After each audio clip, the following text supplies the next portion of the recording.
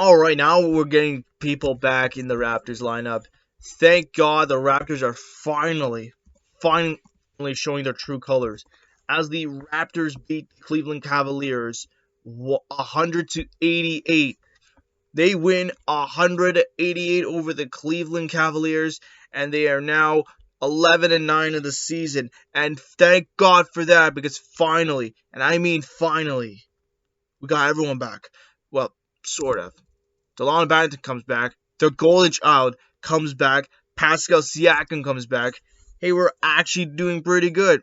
This isn't so bad whatsoever. We did what we're supposed to do, and no doubt about it, it was a good game. Let's go through the game and let's see what we can do. First period, ugh, oh my god, it wasn't a pretty good first period because the Cavs took advantage on turnovers. They make the turnover, and then they ran down a three. That wasn't pretty good.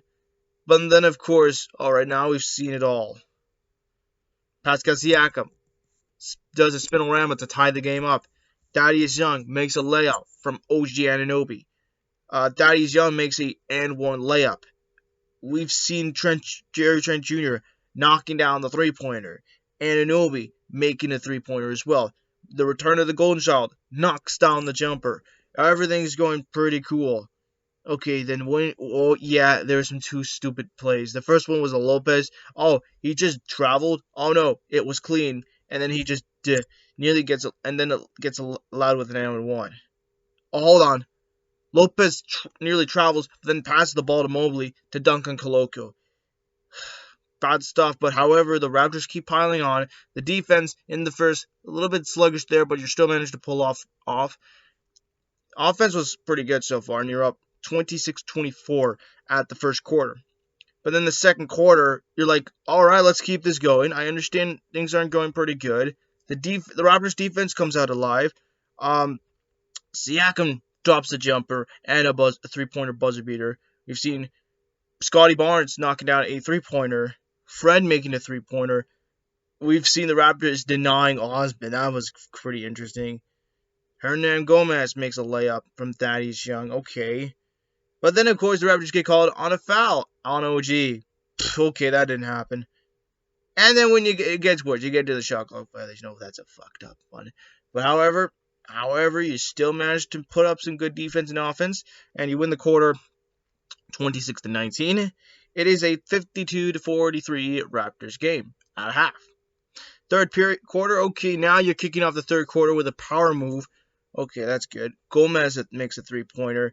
Of course, you let Evan Mobley take a dunk. That wasn't fun. And then you let Thaddeus Young make the... you had Thaddeus Young, sorry. Then Thaddeus Young makes a dunk, gets the and one. Of course, OG gets the dunk from the pass of Pascal Siakam. That was pretty good. That was the play of the season for you. The defense was on fire for the Raptors, and the offense, slightly there, but you're still managing it though. And of course, the Cavs just turn over the Raptors ball to just plunking the two-pointer. But then of course, Garland makes a layup. Okay, that wasn't fun. But then the Raptors fight back. Wade gets denied. Okay, at the end of the third period is a blowout anyway, 80-67.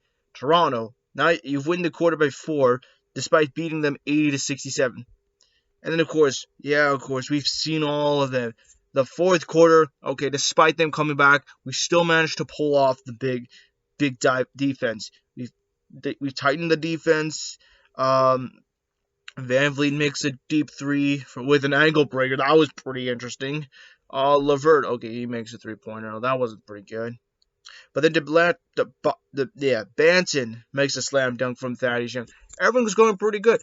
Offense and defense right there, so good from the Toronto Raptors. I mean, you lost the quarter by 1, but you still managed to beat the Cavaliers. It's a really good game. So let's go through the stats for the Toronto Raptors. Field goal percentage was for the Cavs. They made 34 out of their last 90 field goals, while the Raptors made 37 out of their last 84 field goals. 44% for the Raptors, 38% for the Cavs. 3-pointers, well, by all means, you still improved on the 3-pointers. It was 12 out of 28. You you do well in the three-pointers by 43%, while the Cavaliers had looked pretty stubborn on the three-pointers, 18-4. And of course, free throws you won't count because, of course, 14 out of 17 for Toronto, 13 out of 16 for Cavaliers. Okay.